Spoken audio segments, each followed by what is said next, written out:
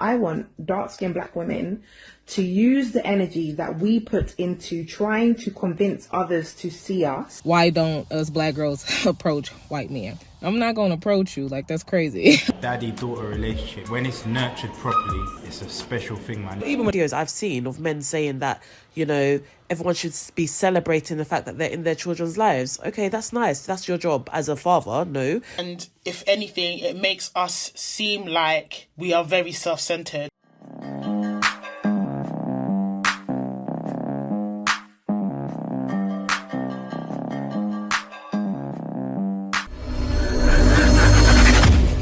Welcome back to More to Life. Before I get into this video, like, comment, subscribe. Also, smash that notification bell just to be sure you get on my videos as soon as I release them. Let's get right into this.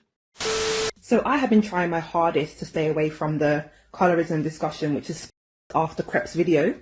But let me say this. I understand why this conversation is happening. I think it's a conversation that needs to happen in the community. And I also understand the painful undercurrent of this conversation. As a dark-skinned black woman, like, I get it. I get it. Here's what I really want to happen. I want dark-skinned black women to use the energy that we put into trying to convince others to see us and to hear our concerns and to hear our complaints and to hear our experiences. And those who are unwilling to acknowledge and accept what we're saying to be our truth. Rather than us trying to convince the unwilling to see that and accept that and understand that, I want us to put that energy into ourselves. Because a lot of this discussion is wasted energy trying to convince somebody into seeing your perspective when they willfully do not want to see your perspective. It's wasted energy. I want us to use that energy and pour it into ourselves. I want our focus to be on us. I want our focus to be on pouring into people and spaces that want to see us excel. Well, your focus is already on yourself, all right? That's all you do all day, but to put your focus into people that want to see you excel, that's actually black men. Believe it or not. They don't realize it. Black men want to see you succeed. Like, we don't sit around all day and go, yeah, those darn black women, we hate them. We only talk about you because we love you. But you talk about us like you hate us, right? To where you hate on a black man being a good father to his daughter. Or you hate on a black man when he dates out and then you date out. You go, girl, you go, girl. You see, it's usually... That's what misandry is, right? That's what they do. They try to flip this situation. And don't realize the reason why it comes across as hate towards you is because maybe not you. It may not be you. But all the hate that others give off to guys, they're just trying to shoot back. Sometimes that's all guys know how to do. But you have to understand that hate started from within. It's the best part of being a girl dad. Seeing her grow, man, eventually just learning new things. You can't even explain it, man, like the level of responsibility that you feel. I feel like it gives you purpose. You got a little female version of yourself. I mean, look, producing such a production. Seeing your own mother in your child. I'm a general sensitive person anyway, but see, when you have a daughter, bro, it brings out a different side of you. A daddy-daughter relationship, when it's nurtured properly, it's a special thing, man. Even when their personality comes through and they start talking to you, telling you things they think. Yeah, man, this is the best thing that's ever happened to me. The hardest wait. Oh, knowing that she's gonna grow up. Your thoughts can run away with you, as in, you know, you think about them growing older and all the crosses them that's around. Hey, listen, you, yeah? So the hardest part, yeah, I would say is the sassiness. Watching her cry. Especially when it's because you've told her off. Having to limit your love so you don't spoil them. Obviously you want to do everything, but you can do too much. There's no hard part, really and truly. It's all a blessing, it's humbling. What else was the hard part? That's the hard part. Wow. I just worry about, like, just how this world is and how evil it can be, do you get me? And it's just about protecting them and guarding them and growing them in the best possible way, with the best morals, to become one of them good people in the world. Bye, Link Up TV. Bye. Yeah. Great video. Seriously, that's one of those videos you go, what are black men like with their children? That's what you turn to. Seriously, because what you hear from 20 years ago, oh, black men are leaving kids behind. And yeah, that was happening. But could you imagine what they were going through, right? Because back then, like 20, 30, 40 years ago, this was the talk. And I think it was a little bad, maybe. I don't know for sure. I had a father in my life, so I didn't go through it. But still, there were bad situations. But the way it's being handled now, it's a lot different. Guys are trying to step up.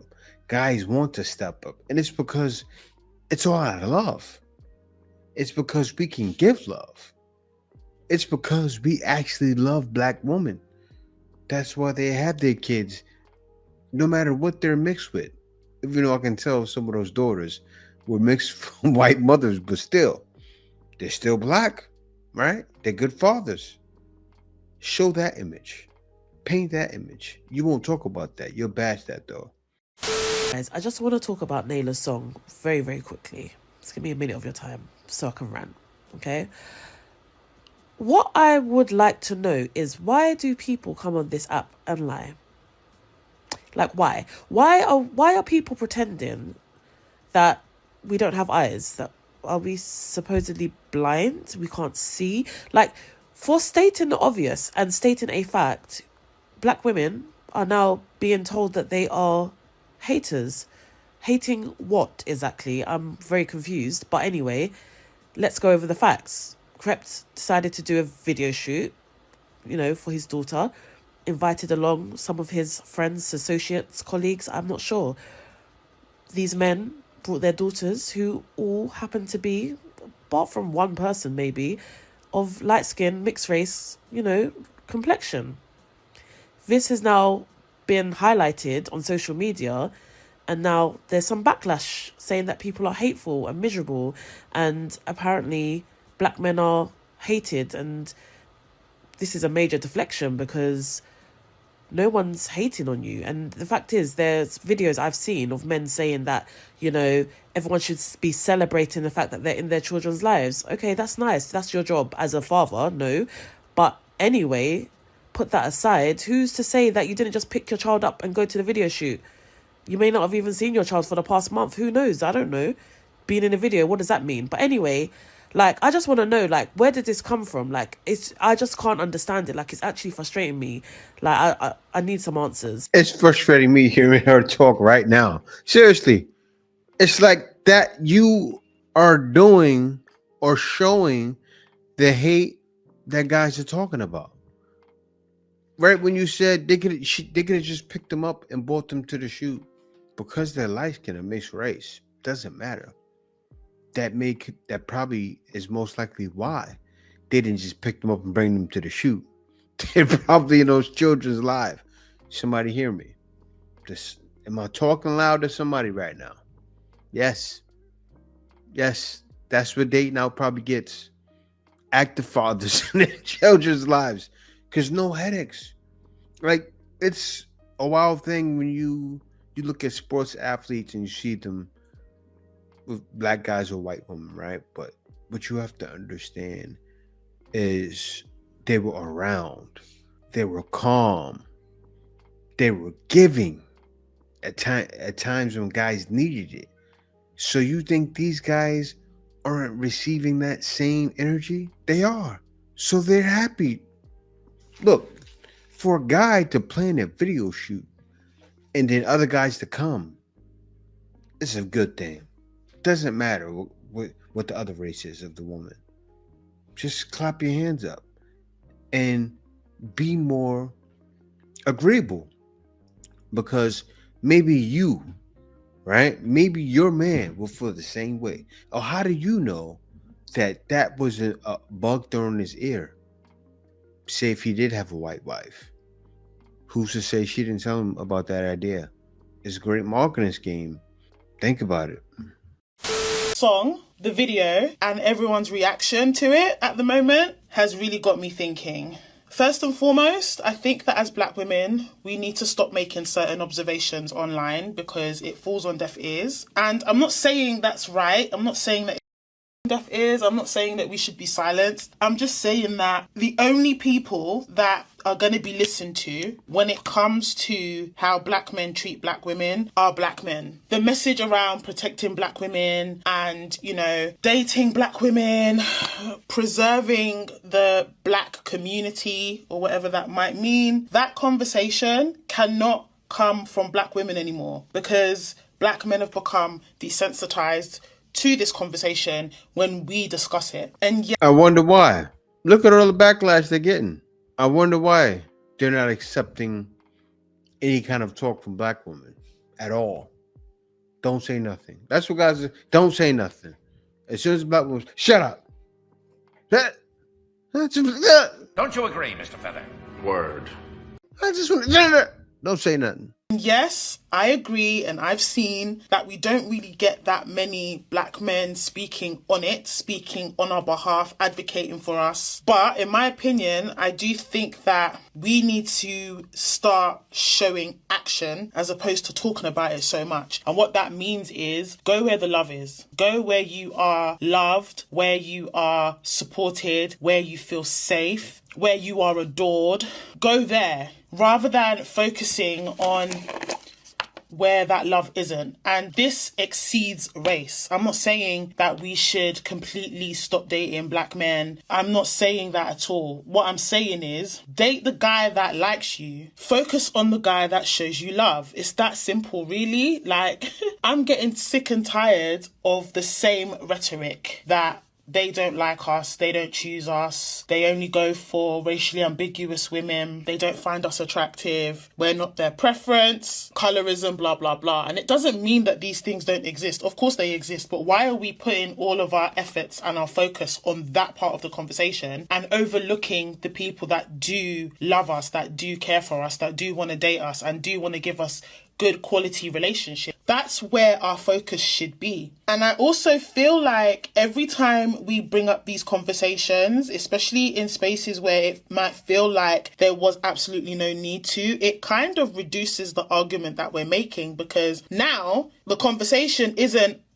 black men aren't really dating black women, or the future generation is looking very, very biracial and we're seeing less black children, which I don't know if I agree with that personally, but that's where the conversation started. It's now turning into black women that have this view or this perception or have made this observation are now racist. There is a time and a place, and I don't think this one was it, if I'm going to be very, very honest. I think the focus should be what the intent of that video was, which is to show representation of black men being present fathers for their children, irrespective of the colour of the skin of the mothers of those babies. Yeah, but man, I can't help it. Is my explanation earlier?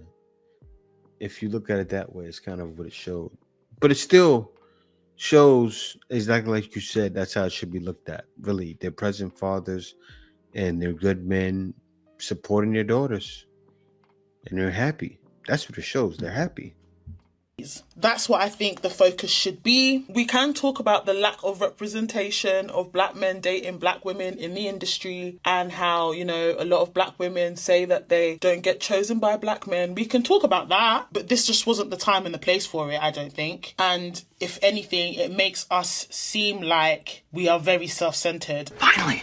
And we can't look at things outside of that scope. I'm just being honest. So for me, was it distasteful to make this about race and to make it a black men don't like black women conversation? Absolutely. Are those feelings valid? Absolutely. But I think we should be focusing on the fact that for a very long time, the rhetoric has been that black men are absent fathers. And now we have a video showing black men in the industry being present fathers. Let's focus on that. These children deserve to have that relationship and that recognition of good fatherhood. And to me, I don't really care what their mother looks like, who these men choose, because it doesn't reduce the amount of men that I have the ability to attract.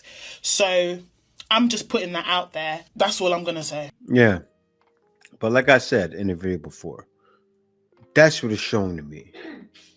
It's showing like you bring a bunch of headaches, a bunch of PM headaches. You need Tylenol PM, and you don't have a cold. It's just let me stop. But no, seriously, she's right. It shouldn't have been said. Wrong time, wrong place. Just celebrate. Understand. I know what you were thinking, and you felt the pain. You felt like I'm not tolerated. That's because you aren't. You felt the truth, and the truth hurts. Okay, so I just had a Caucasian man DM me privately. He said that he's been watching my videos about dating outside my race, and he just had 2 questions for me. One, if African American women do like Caucasian men, why do they still choose a black man over a white man? And 2, if African American women are interested in white men, why don't black women ever approach them? So I'm going to answer. That's wild. You can't expect a woman to start approaching men. I mean, some do, but it's not going to happen. Like flocks of them, thousands and 10,000 of black women is going to start approaching white men. That's wild. But let me let her talk. Number 1, and if y'all have different feedback for him, hop in the comments and let him know. But why do we choose black men over white men? Let's be honest, we was conditioned that way. That's all we grew up seeing. We don't know anything different. And you know, our elders and other people around us, you know, they may not like white people. They put that into our heads, and we just trying to, you know, not be judged and, you know, fall in line for what we've been seeing growing up. You know, I'm different. You know, if I like a white man or a man of a different race, I'm a slide on you. I'm a flirt with you real bad, but not every woman have confidence in that way, because we don't know what they're going through, and if they would be made fun of or bullied or talked bad about from their family or their peer group or friend group dating outside their race. We were taught to not do that. And then his other question was, why don't us black girls approach white men? I'm not going to approach you. Like, that's crazy. Like, you know, if you say something to me, like, I'm going to reciprocate, I'm going to smile, I'm going to let you know I'm interested. But to roll up on you, honey, I'm not going to do that. That's a bit much. You know, but I wouldn't even do that for a black man. I'm not going to roll up on you. What? If you like me, come get me. So, again, I would just suggest, like, you throw it out there. You know, you be nice, you be friendly. You don't have to overly flirt. Like, you don't got to do that. Be slick, be suave. And, you know, a black girl's probably just, you know, waiting to experience something different. Just because she was conditioned to only date black men or date within her, you know, date within her same ethnicity. So what? Things change every day. People's minds, people's opinions, everything change every day. And she was probably waiting for somebody just like you to come and swoop her off her feet, Lord Jesus. So don't ever give up. Like I said, you could try, throw it out there. You know, once you felt you tried enough, you move on. I don't want you to do nothing that, you know, you don't want to do. You know, but us black girls, please, come get us. Please. Yeah, no, that's one of those things. If you aggressively, but not too aggressive, if you smoothly and talk to someone from any ethnicity, they'll oblige. Trust me, no matter what skin color you are, you just have to have it. And if you don't have it, sometimes they'll work with you. Actually, they're more willing to give you a shot and not hold you to the same standards as black men. I talked about it somewhat in a video I did just now, where a black man, the video was showing black men in China. And what happens is black men in China don't get held to the same standards as Chinese men. So where would we be happy at? Going to China, more so than US, right? Just like white men, you're actually not held to the same standards as black men. It's wild, but it's one of those things. And also, a black woman, is going to be with a black man most of the time, no matter what. Each race, it goes down the line, whether it's white, whether it's Spanish, whether it's black. Most blacks are going to end up with black women. That's just how it is.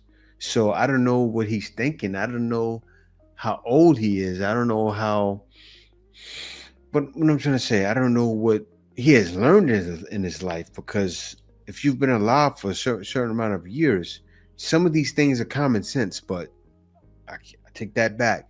To some people, common sense is not all that common, and it's probably not to him. I decided I would start a series called Why I'll Be Single Forever. Kind of surprised myself. So I'll tell you all about, couple experiences that I've had. So first part, we're going to talk about a guy, let's call him George. George started to talk to me, found me on my Facebook, got my WhatsApp number.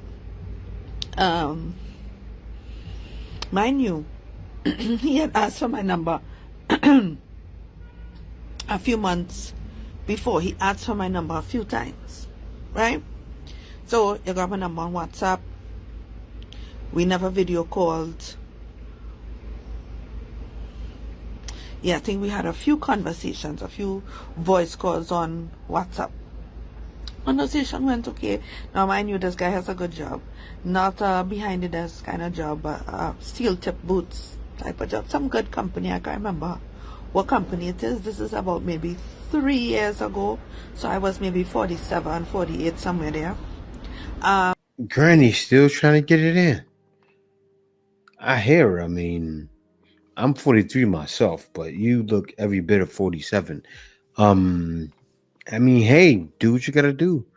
But if you have had a long time husband and he passed, I don't know why she gives me that vibe, right? She gives me that vibe like she's had a long time husband. She says she's 47, but she gives me the 55-year-old vibe, and that vibe like he passed and I can't get over him. I love my man, but yeah, she's out there and dating, and she's gonna realize. I think she's gonna explain. Dating is gonna be kind of hard. He's a few years younger than me at the time. He knew I had 2 adult working kids at the time, 2 teenage kids. We were in COVID within that time, and that was, as I say, about 3 years ago. So we was maybe in the tail end of COVID, something like that. But everywhere was open, right? So, eventually, we find we vibing, everything's going good. He has, I think, 2 kids, He looking for a relationship, all the good stuff we talking about. So when we were talking about and deciding, talking about meeting, should I say, I'm thinking, well, he gonna invite me out because you have a vehicle. I'm thinking you're gonna invite me. I have 4 kids and 2 grandsons, so my house is full. This man's suggestion was, well, I'll buy a chicken and I'll come home by you, and you could cook a little pilau or something, and everybody will get food to eat, and get food either he say to eat the next day or to carry to work the next day. And I was like, in my mind, I'm like, this chicken big like a turkey. Because if I have 4 kids, 2 grandsons, me and you saying we're gonna be able to eat out of this pilau, in your mind more than once, the effing chicken have to be the size of a turkey, while now I have to put the and all the seasonings and the peas and the carrot and the pumpkin and all. Of course, you can't have potato salad. You can't have pilau without a little potato salad, a little lettuce at the side, the coconut milk. Everything else I must provide. And in my mind, I'm like, what? So I kind of ran this scenario over to a couple guys, and I was like, I know I'm not mad. That's a suggestion you could come up with. The first time you meet me, I don't know you from nowhere. I never meet you through anybody. I don't know anybody that you know. You don't know anybody that I know. And your first meetup, you wants to come in my house and sit down and be around my kids and my grandchildren and bring 1 chicken to cook pilau. Like, did I tell you we hungry? Did I tell you we don't have groceries in the house? I didn't say that. I never said. She took it so technical, right? And that's why no matter what age, it's an issue. You could have addressed it with him, right? Instead, you're addressing it with us. Talk to that man. Say, hey, then you need to buy 4 chickens. What do you want me to have? I can do this, this, and this. Tell him. Why are you telling us? Now, you may not be a gold digger. You may not want a man that makes 100,000. Use it. Because you're using it right now. Explaining why you're going to be single forever. Because a man was being old school with you. He's thinking old school. And you should have brought him into the new school. Or told him what the issue is. Hey, no. This, and this. How are we going to do this? But they want you to figure it out. See, he should know that already. And this is the problem. Yeah, and a lot of West Indian men are starting to get out themselves. They're going from Jamaica, even from America. And they're traveling to other countries because they see it's a nightmare as well, no matter what the age, 15 all the way to 44 to all the way to 50, right? They see it's an issue. They want to break free. And they're doing it because they realize it's definitely more to life than dealing with a woman like that. I am leaving, and I am never coming back.